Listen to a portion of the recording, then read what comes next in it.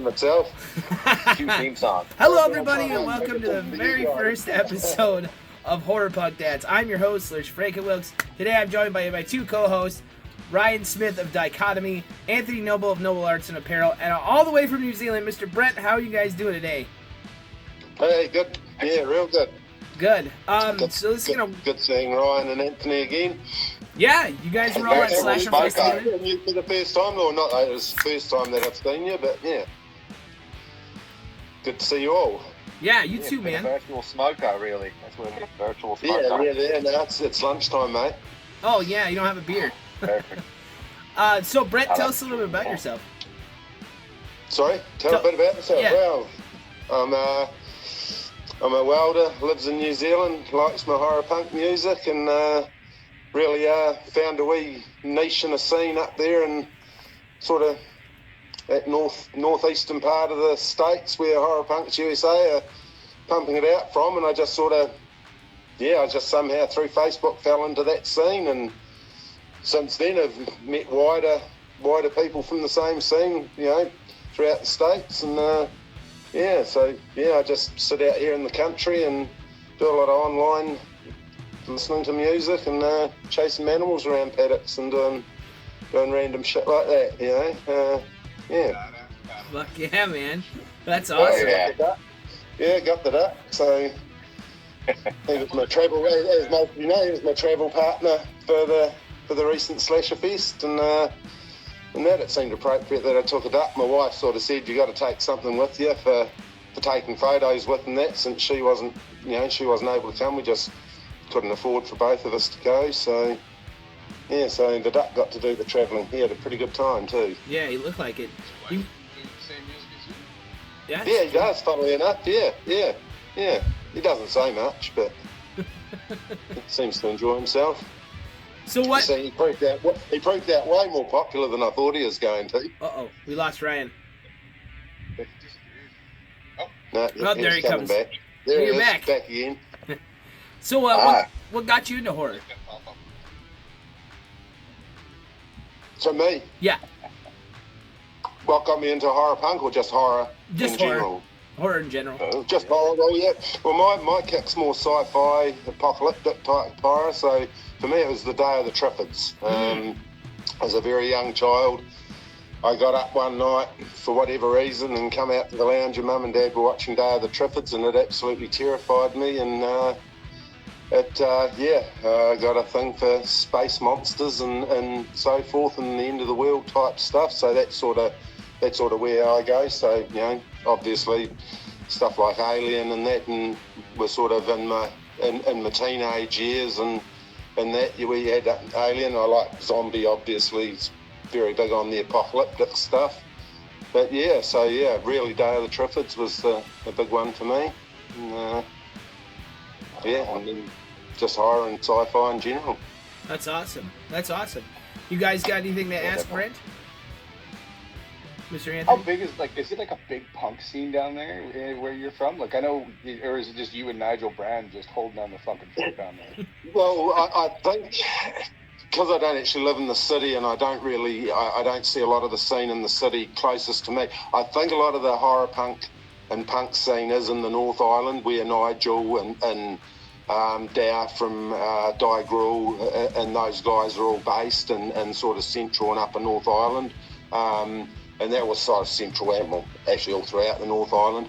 I think the city closest to me where I grew up in, it's more of a metal scene, and I believe more of a black metal sort of death metal scene at the moment. In that I know they had a metal versus punk sort of shootout or whatever at one of the local venues there that hosts a lot of those alternative style, or what's considered alternative style music, and that a while ago. And again, I believe a lot of the punk stuff came down from the North Island, but and that, so yeah, it's our scene is probably very Australian and US influenced, and again, because of where we're located and our population size, most of the music followed, overseas, very heavily overseas influenced, I think. Very cool. Nice, Very yeah. cool. What about you, Ryan? Do you watch any? Do you watch horror movies? With the animals? You ever go out there? No, I don't. No, I generally. Flash, obviously, but no, they take part in their own horror thing when it comes time to move them into the freezer. We act out our own sort of slasher movies and that, So it's I've sort of got an idea how it all works, You gotta get yourself a black goat and then watch The Witch. You gotta be black goat do a screening on you have a barn there or something like that. You gotta put a live deliciously, man. You gotta live deliciously, man. That'd be the one. We don't have any goats. And that we just got the sheep and the ducks and the cows, and we might get a couple of pigs in a few months just for lawnmowers. And that we've had pigs before, but they're a lot of work. They taste good compared though. to the other animals. Yeah, they do. They do taste good. Yes. And that we let them get a wee bit big, and that proved to be a bit awkward when it came time for the killing. But it's another story. And then you always get the odd tourist. They're always good. They come by and stop and ask for directions. They go in the freezer as well. Genius. Yes. Yeah. Well, I do actually have a question for Ryan. I was going through all my photos from Slasher Fest the other night, and how come I don't have one with you or any of the other boys from Dichotomy with the duck? How did that happen? How'd that happen, Ryan? Know. God damn We're it. a bunch of assholes. That's the only answer I don't know. It's not like we didn't stay at the same hotel, have breakfast together. I know, right? Exactly. Anthony got lost. I have a single photo of you guys with the duck. I don't know how that happened. I don't know either. I blame Jimmy in some way. Okay, yeah. It's all Jimmy's goddamn fault. It's easy to blame him too because he's not here. So. Yeah, there you go. No, yeah, I don't know. I actually almost didn't pick it. Remember, it was the last day and I was about to leave and you're like, oh shit, we didn't get pictures available. It is a fine art to be so personable and still elusive at the same time. Yeah. It's like we talk to everybody, we socialize with everybody, but you'll never catch us at the same time. It's like it's brilliant, Yeah, exactly. I've said too much.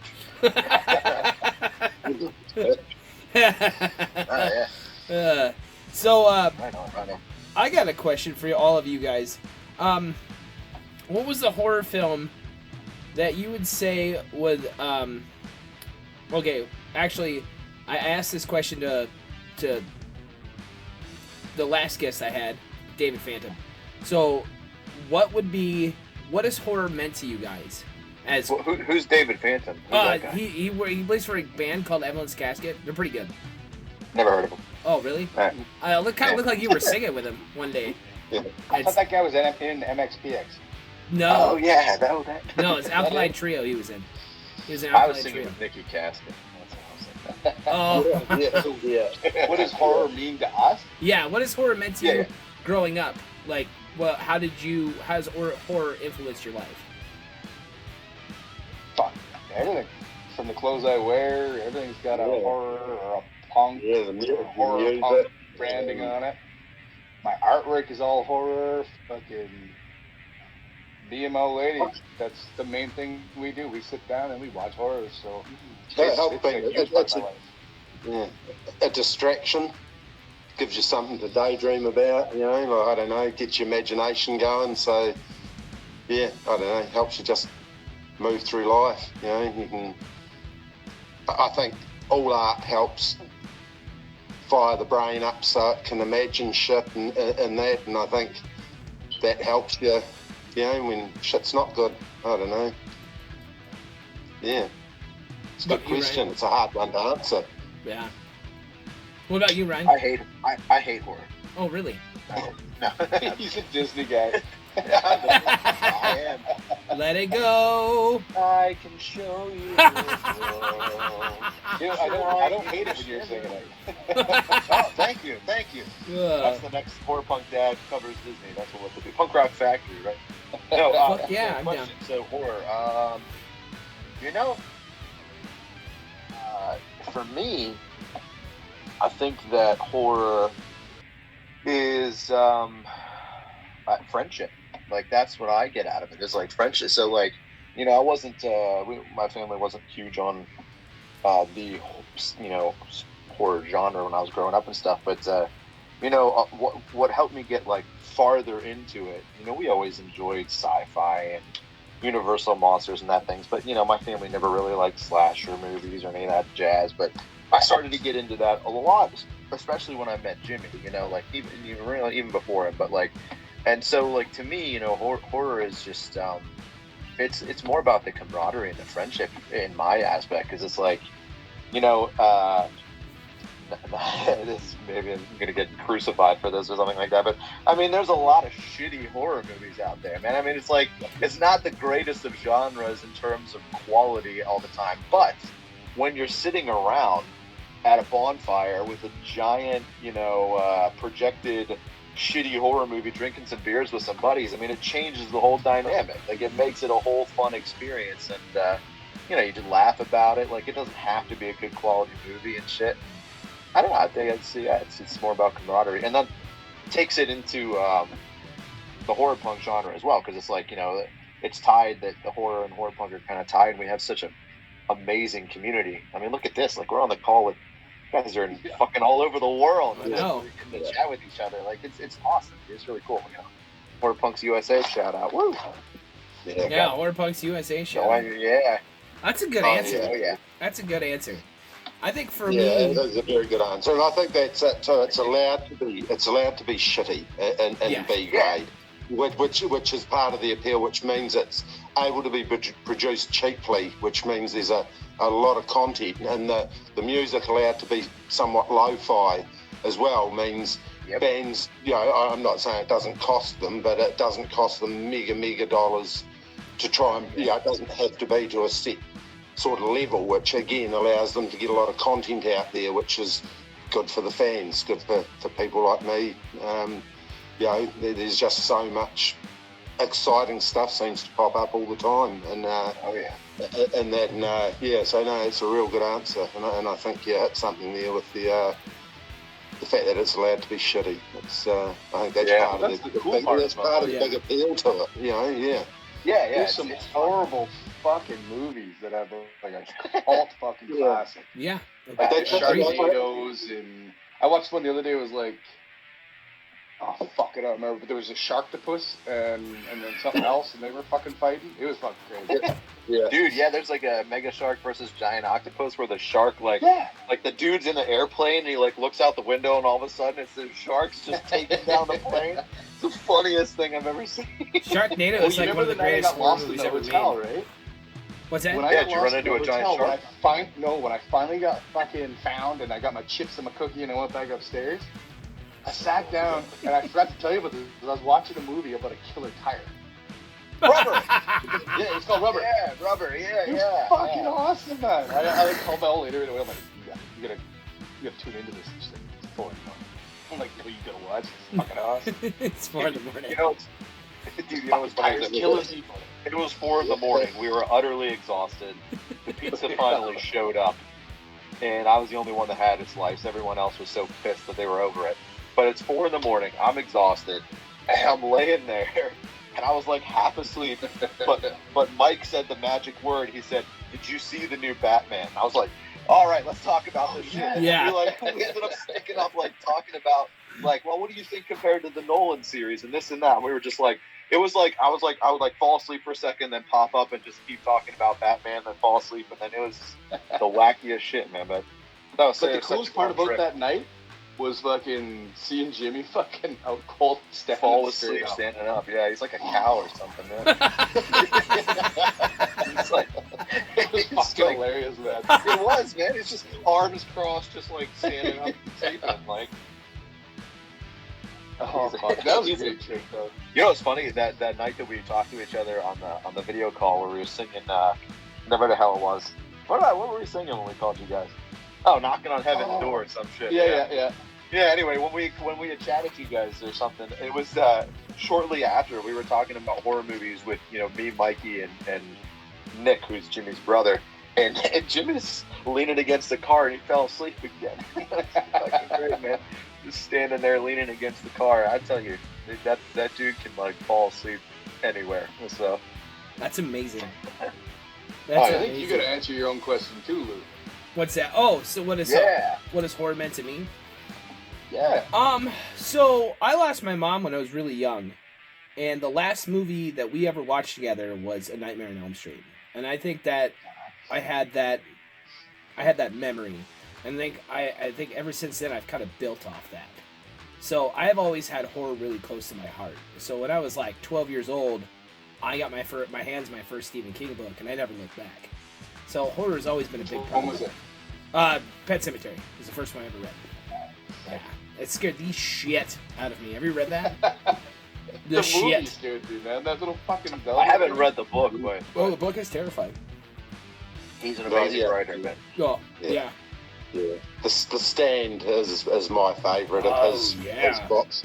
Yeah, it's again that apocalyptic, good and evil. Yeah, it's a fantastic book. I'd have to say, Writer of the Lake. What's that? He does one where it's about a writer, Mike Noonan, out at the lake. Oh yeah, the Secret Window. Haunted. No. Damn, I should have fucking looked it up first. Rose Red.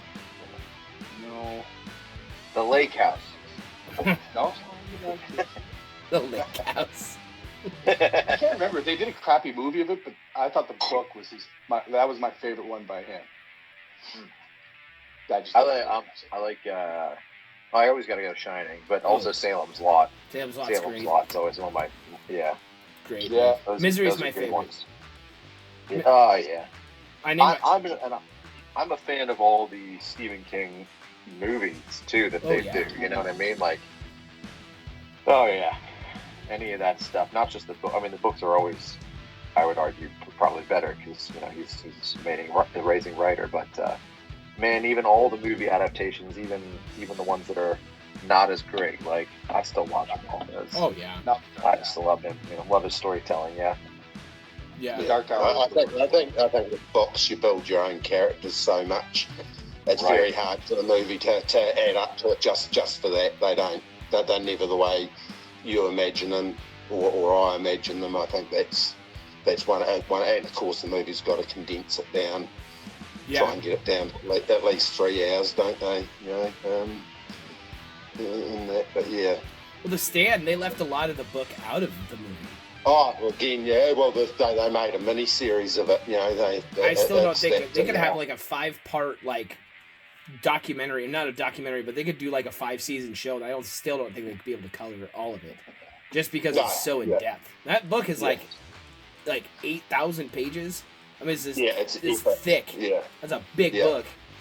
Yeah. Have you guys read through all of the Gunslinger series? Yeah, I've read the first one. No, I have not. But see, you'd like it, Ryan, because Father Callahan shows up in one of them. Yep. And then they actually get into a different reality where they're actually in the Stand. Mm-hmm. Like it ties in all of his fucking books, and Stephen King is actually a character in one of the books. If you want to think about it like this, you can think about the Dark Tower. You can think that sounds good. Yeah. So if you think about the Dark Tower as a tree in the middle of a forest, then all the branches lead to all Stephen King stories. So and the Crimson like the comics. Yeah. That's if the Dark Tower stands in the middle, because what he's done is created an entire universe. And everything coincides together. In some way or some form, everything forms together. And I think that's amazing. Oh, yeah. Derry, even look at Derry. Derry's mentioned a few different times. Just the township. A UK author that I enjoy reading, a guy, Michael Moorcock, who incidentally was in the band Hawkwind that Lemmy from Motorhead started off in. But he writes a sci-fi fantasy about a guy called the Champion Eternal that's set throughout the multiverse, and he writes, so the Champion Eternal is the one constant fighting good and evil, and he writes it from all different planes, like all these different parallel universes, but this one character, it's sort of similar to the movie One that Jet Li did. but yet they're not. They're unaware of each other, or they live sort of different but the same lives. Yeah, it's really interesting series because it branches out through about 30 or 40 books because he can just take a wee bit and just put it into another book and just to keep them all connected. And What's really the name interesting. What's the name of the writer? Michael Moorcock. Michael Moore. Yeah, hang on. I'll go and grab it. Oh, no, I won't run off and grab a book. Cool one right there. Like if each one of us Suggest an awesome horror novel or an awesome horror writer, who would you suggest so that everybody else kind of fucking gets some more cool horror books in it? Matt Miller. Yeah, Matt Miller. Exactly. Yeah, boy. How can we not talk horror authors? Shout out to Matt Miller. Yeah. Big shout out to Matt Miller. I had him on the show. He actually sent me his first audiobook so I could check it out because he knows I suck at reading. He's such a cool guy to talk to. He's so cool. Oh, his voice is just so cool to listen to. It is, man. It's like his Fangs and Folklore podcast. Exactly. Yeah, I really enjoy listening to them. They're just, I don't know, just something about the way he narrates is really quite cool. You know? Yeah, I appreciate the depth that he goes into with that Things and Folklore as well. Like, as he explores those topics, it's really cool. Yeah. I watch his YouTube show. Yeah, it's really good. Mark Tufo. He does a zombie Fallout series where it's just an ex-Marine who's a germaphobe and his family trying to survive in the zombie apocalypse. Wow. And if you like audiobooks, it's read by a guy who sounds like Bruce Campbell. Nice. So it just kind of ties in even better. Like, it's really fucking cool. It's not Bruce Campbell, it's some Sean Renette or something like that. But I know I was discussing these books with David Phantom, and he actually likes the Lycan Fallout series, like another series by Mark Tufo, but I highly suggest that guy, man. Who's David Phantom? I swear He's an alkaline trio. He's an alkaline trio. He's the drummer. Here's Avril Lavigne's drummer. Dude, he's gonna beat us all up when he hears this. He's gonna beat us all up. He's gonna beat you guys up first. He is too kind. That Michael Moorcock, he's well worth a read. If you as I say, it is comes under fantasy, but like the one of these champions Eternals, they all have powers that allow them to resurrect the dead. So he can remove an eye patch and look through and to pick out the last victims he's killed and then assemble them for an army to fight for him. And that, it's not written as horror, but it covers horror as far as that goes. You know what I mean? Yeah. Yes, absolutely. I'm glad you said that because I was something I was thinking about the other day about the horror genre specifically, I don't know, like slasher movies or possession things or things that you think of that are more specifically horror. My family wasn't really big into that, when I was growing up, so we didn't really watch a lot. But at the same time, we watched all kinds of sci-fi and fantasy, and you realize that horror is intertwined with everything. Take a look at any other great writing and adventure series and stuff. Look at Lord of the Rings, for example. You've got the ring race, and you've got this undead Sauron, and there's an army of dead kings and giant spiders and shit. It's all kinds of different horror things in there, and even fucking Harry Potter, the Chamber of Secrets, giant basilisk that's lurking the halls and killing people and stuff. It's it doesn't have to be horror to have horror in it, and exactly. I've always enjoyed that, that kind of shit too, just how it's everywhere, Yeah. Dude, you and me both. It's no shame whatsoever. I listen to the ones that they're narrated by what is his name? I'm gonna blank now. Yeah. It's I could listen to that dude all day. Who's that? I forget what his name is. It's David Phantom, right? Yeah, is that who it is? David Phantom. Nah, shit. Hold on. I'm at my computer. You guys are in my office with me. This is where I work every day, so I can sit here and. I can't hear you, Oh, Anthony. that's nice. I love that Second. fucking Frankenhooker poster behind you. Man. Yeah, you like I that? know, man. I'm friends with That that is- with the actress. Like I'm friends with her. I talk to her on like a regular basis. That's so awesome. I So, know. Here, I got a question for the two of you guys that are in bands. Sure. Where did you get the name? Like, I know it was Frankenhooker, but like, was it just Oh, like you saw the movie, thought it was cool, or? So And, we like, where were. did That's that a really good come question. from? It's kind of a funny story. So what we were doing was we were sitting around. We had gone through like 70 fucking names because when you first start a band, every goddamn name is taken. Yeah, everything you think of is cool, but it's already been taken. Like I came up with Death by Stereo from the Lost Boys, but it's already a band. I had no idea that was who. That Oh, and they are fucking killer. Yeah, I know, and I Plug. had I'm no gonna idea they plug them. existed. I love Death by Stereo. If you've never heard them, they're amazing. Yeah, I know. I heard him after I said it, and then my cousin was like, because he was the drummer at the time, he was like, "Oh no, that's a band," and he's like, "Here, have this CD." Dude, And I listened to it. I was like, "Oh my god, why did I not know who they were?" they're I feel so incredible. stupid. Yeah. They're fucking amazing. Not to derail the question, but if you've never heard Death by Stereo, Oh, dude, go I listen to them. highly They're recommend fucking fantastic. highly recommend Death by Stereo. So Oh, yeah. we started going through like because one of the ideas was they were like when we were sitting around like what are we gonna write songs about? And I said let's just write songs strictly about horror movies that don't have songs about them. So they were like, all right, cool. So then my cousin came up with the idea, why don't we name ourselves after a B-rated horror movie? So we started going through B-rated horror movies, and somehow I pulled up my phone to go through B-rated horror movies, and he blurted out Frankenhooker, and I laughed my ass off because I thought it was funny. And I was like, is that really a movie? And he's like, yeah. And I was like, I've never seen it. And so he gives me a copy of it, and I watch it, and I was like, yes, yes, yes, this is great. So that's kind of how we landed on it. Awesome. I came up with dichotomy with the E. You know what I mean? Obviously obviously dichotomy without an E is a word. Right. It's a word. So, but the reason I like, I'm glad you asked this. I used to have a better explanation of this, but this is like, there's multiple meanings behind it. So Did you have a dream it's- about David Phantom, and then he whispered it? Do you remember? everything comes back to David? It's Phantom. just- Yes, everything comes back. To Yes, exactly. You will name your your band name. Yes, he was in it. He was in a tour van passing people around, and then suddenly he looked at me as if I was the camera, and he just said, and that was it. We're just you gonna know? call this episode David David Phantom. Phantom. David Phantom. I'm gonna tag you with this. Yeah, all respect, man. I love David. So Dude, much. he was a great dude. I really had a good time. And I don't mean to cut you off, but go ahead, guys. Unfortunately we've ran out of time. So Son of a bitch. I know. We'll pick it up next time. So if you're new to the channel, please like and subscribe. Stay tuned. If you want to follow any of these guys, all their descriptions will be linked in the description box below.